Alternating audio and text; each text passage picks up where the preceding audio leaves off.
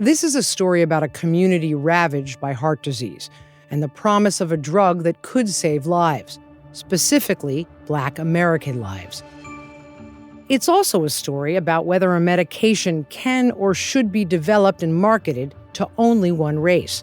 And depending on who you talk to, this story is either an example of trying to fix inequities in medicine, or it's a tale of reinforcing harmful racist beliefs to make a profit. You're listening to The Race Equation, a special series from the New England Journal of Medicine. I'm Rachel Gottbaum.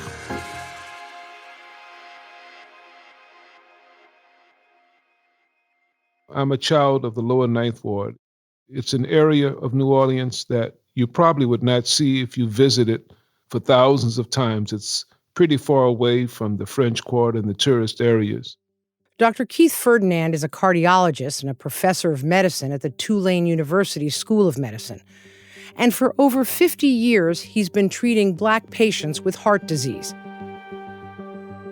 Nearly 60% of Black Americans suffer from cardiovascular disease. They have the highest rates of heart failure, strokes, and hypertension. And they're more than twice as likely to die from complications from heart disease than any other racial group.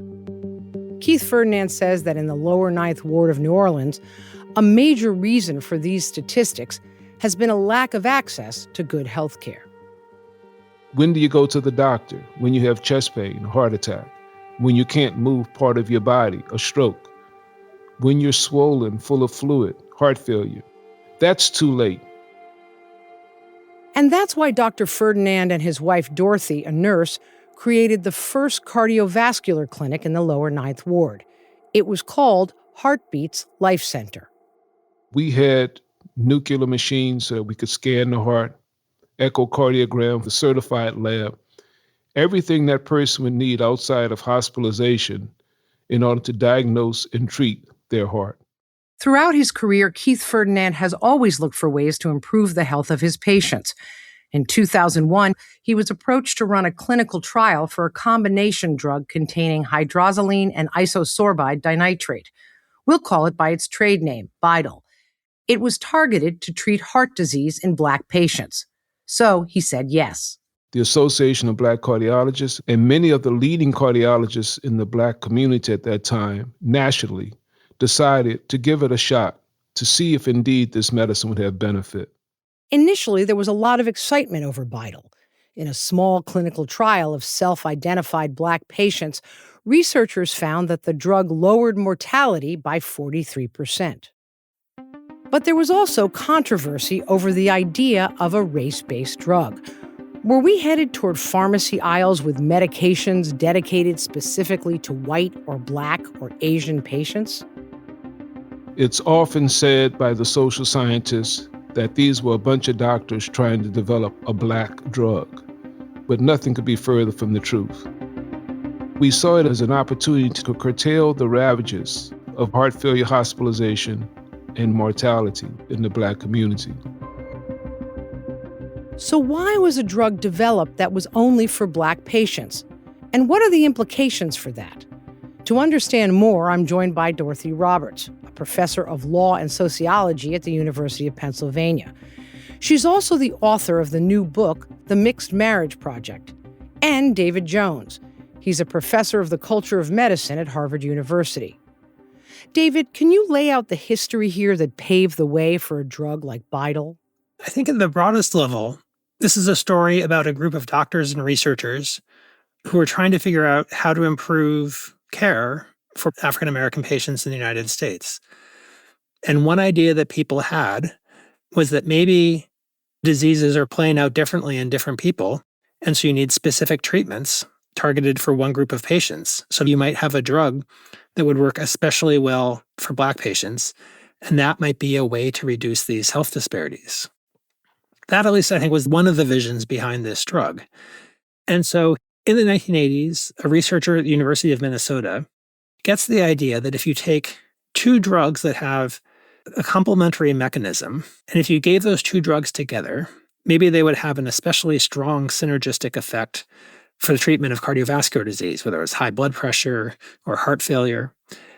And so the researcher at Minnesota, Jay Cohn, who developed the idea for doing this, he did a trial mostly in white people, and it didn't have as big of a response as he wanted. It wasn't enough to get approval for this drug.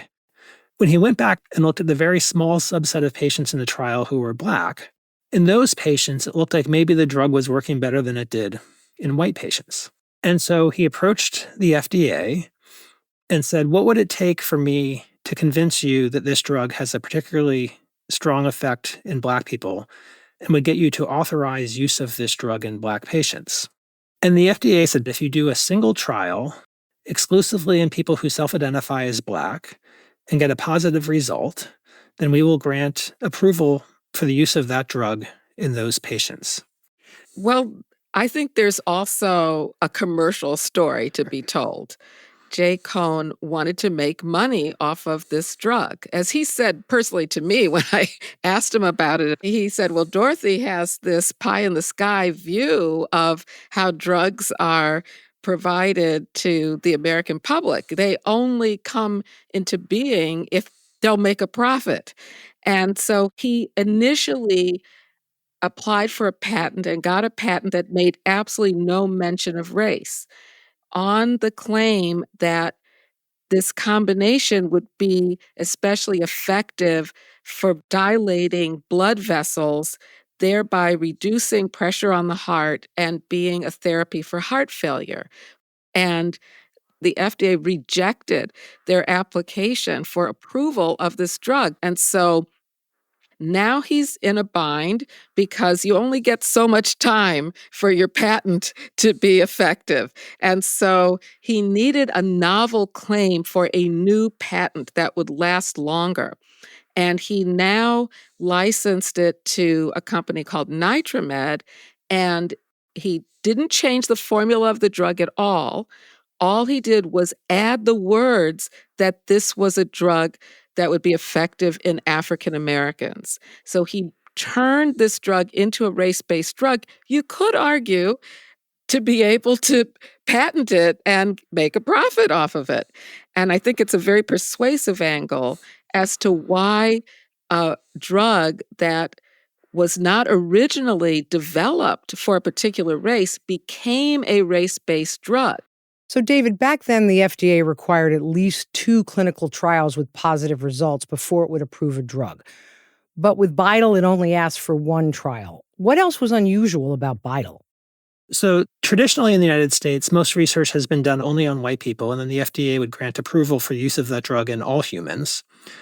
What they were saying here is if you provide us with data on a single group, Black people, we will approve the drug for that single group.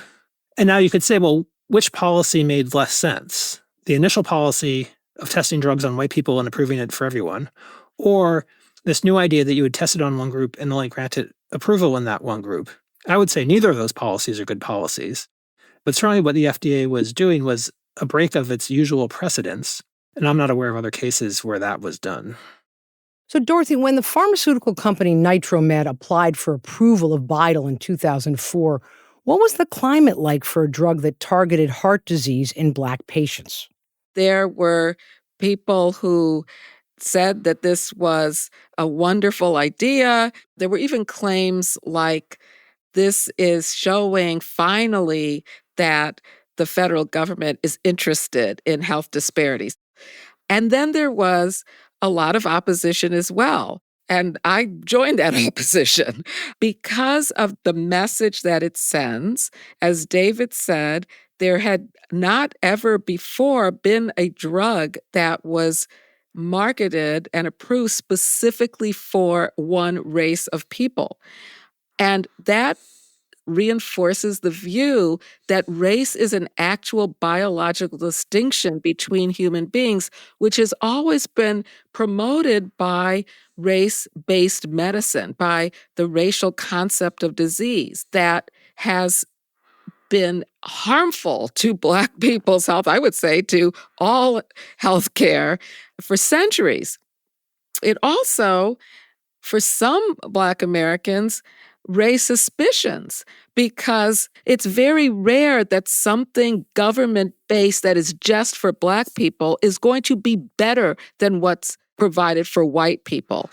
All of U.S. history contradicts that. And so, for example, at one meeting where promoters of BiDil were trying to get Black patients to get their doctors to give them this drug, a Black woman stood up and raised her hand and the fist in the air and said, I want the drug for white people. Because in America, what's provided for white people has always been better than what's provided for Black people.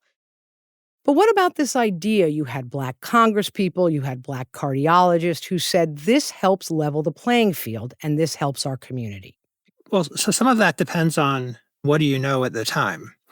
In 2005, the NAACP, the Congressional Black Caucus, the Association of Black Cardiologists, all of them were on board with this vision that medicine and the government were finally going to do well by Black people to make amends for centuries of not doing well by Black people, to say the least.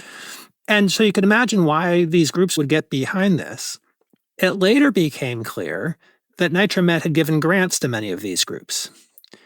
And you could give them an overly generous interpretation and say, well, these were educational programs, and once these groups were educated, they supported the drug. Or you could take the cynical position, which is NitroMed gave these groups lots of money, and these groups then supported NitroMed's approval to get their drug approved. Now, we heard from Dr. Keith Ferdinand at the top of this episode. He wasn't paid by the drug company. He said that a medication that lowers heart disease in all patients, but specifically Black patients, was desperately needed. So how do you respond to that?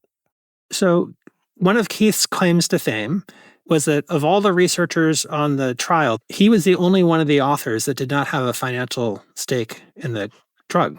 And so, yes, he had no financial interest in this. He wanted to get this drug approved because he believed it was a good drug. He also told us that once the drug was approved, he would use it to treat all of his patients because he didn't really believe the race-specific signal. But he saw that if you had to push the race angle to get the drug approved, he was willing to play that game to get a good drug to his patients. So what's wrong with that? What's wrong with it is that you shouldn't have to agree to a false and dangerous narrative about race in order to get a drug approved. That's too high a price to pay. The false view of race, the view that human beings are naturally divided into races, that Black people in particular are a unique race of people whose bodies operate differently, well, that's flat out wrong. That's unscientific. It's false. You cannot use race as a proxy or a surrogate for genetic difference. Now, all this is taking place in 2005, not long after the big discoveries from the Human Genome Project. It found that humans are nearly identical and race isn't biological. But that didn't stop the development of a race-specific drug. What does that tell us?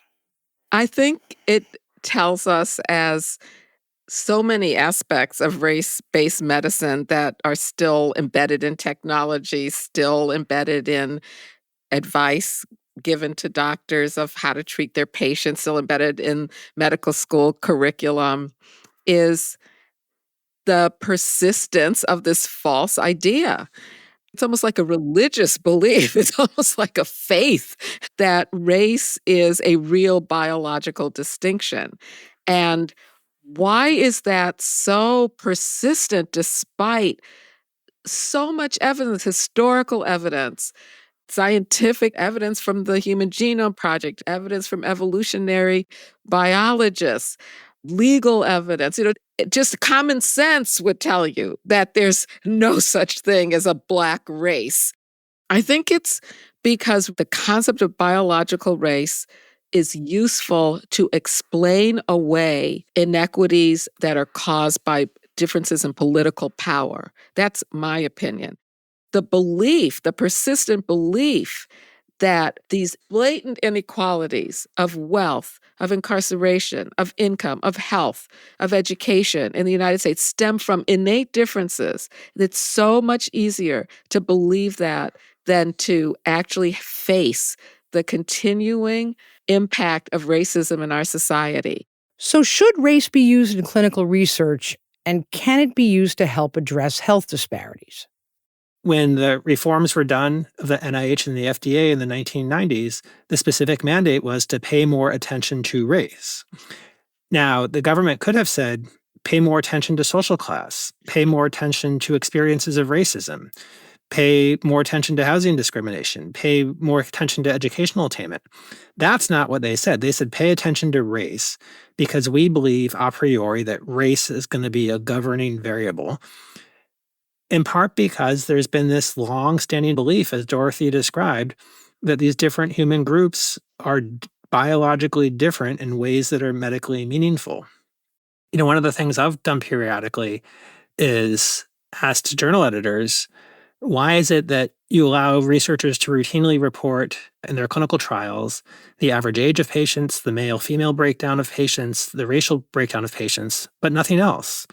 You don't report data on socioeconomic status, on educational achievement, on housing. I mean, some trials do, but it's very rare in US-based research. And journal editors could say, we're not going to publish trials unless the patient demographics include a wide suite of demographic variables. And so NIH could put their finger on the scale. They could say, we're only going to fund research that adequately captures a wide range of demographic variables about the patients so that we can fully understand the impact of individual variation and environmental exposures. If those two groups did that, researchers would fall in line immediately because you can't be a researcher if you can't get grants and if you can't publish. And so if the grant funders and the publishers controlled this, then we would have much better data sets. And it would be possible to figure out, what is this race signal coming from? Is it genetic in rare cases? Possibly. I don't think very often. Is it about housing? Is it about income? Is it about education? Is it about diet? Is it about something else? Is it about racism in the healthcare system? It's very hard to know that because we don't have any data routinely collected about experiences of racism in the healthcare system. Dorothy, what do you think? Is there a role for race in biomedical research? So, number one, it should never be used as a proxy for genetics because it is not a genetic category. And so I think if we structure biomedical research where it's appropriate to study the impact of racism on health, then race would be an appropriate category along with other kinds of variables that are helping us to figure out what it is that is producing these inequalities in health. The test for how to use race in biomedical research is race being used to understand the impact of racism on health, as opposed to being used as if it were a cause itself of racial disparities in health. So let's get back to BiDil. The FDA approved the drug in 2005. What eventually happened? The trials showed that the drug worked well in that community of patients. On the basis of that, and with the enthusiastic support of various Black advocacy groups, BiDil was approved for treatment of heart failure in people who self-identify as Black.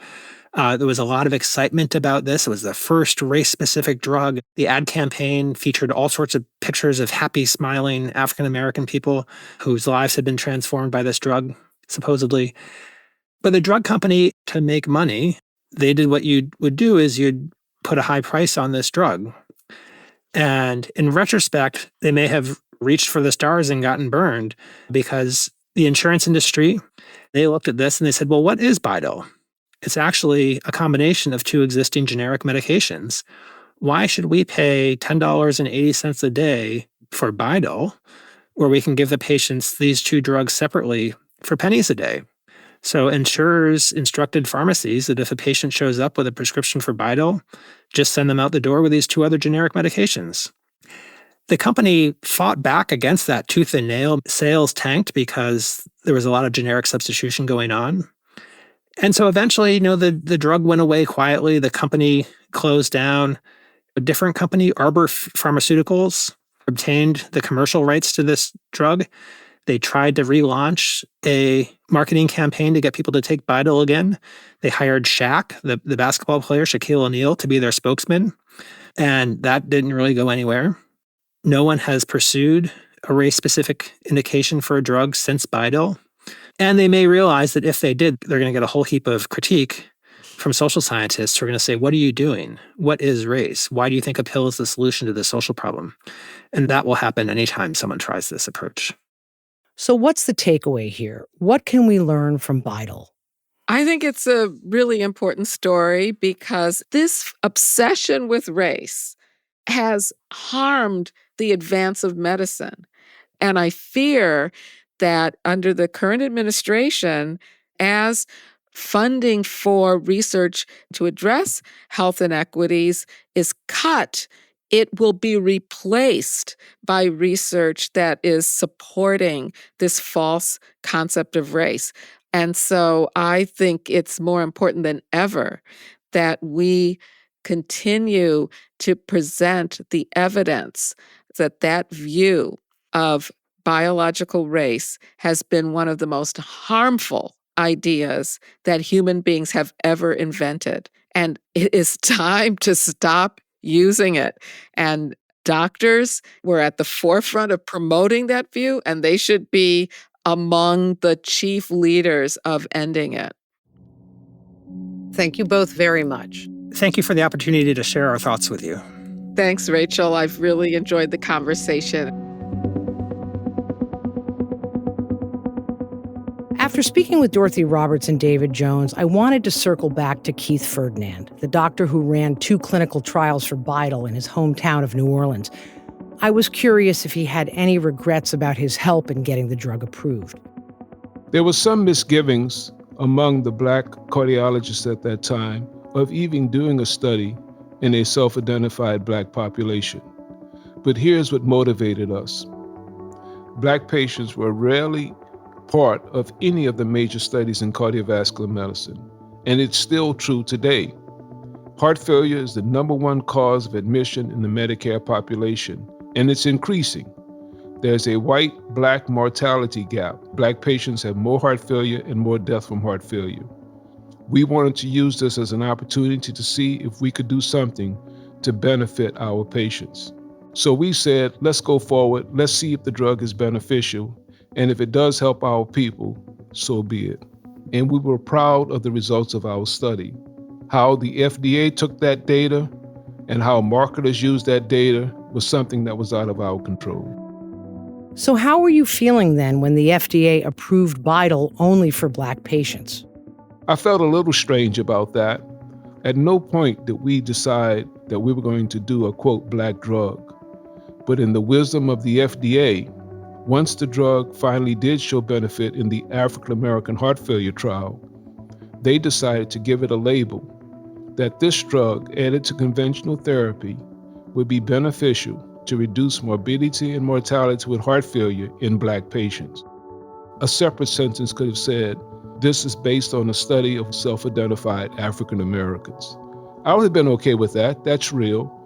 But in no way did we say we were going to make a Black drug or something that was exclusively for Black patients. Our hope was that the drug would be used widely because we are aware that race is a social construct, and to some degree, it's a very blunt tool. Dr. Keith Ferdinand is a cardiologist and a professor of medicine at the Tulane University School of Medicine. We also spoke with Dorothy Roberts, a professor of law and sociology at the University of Pennsylvania, and David Jones, professor of the culture of medicine at Harvard University.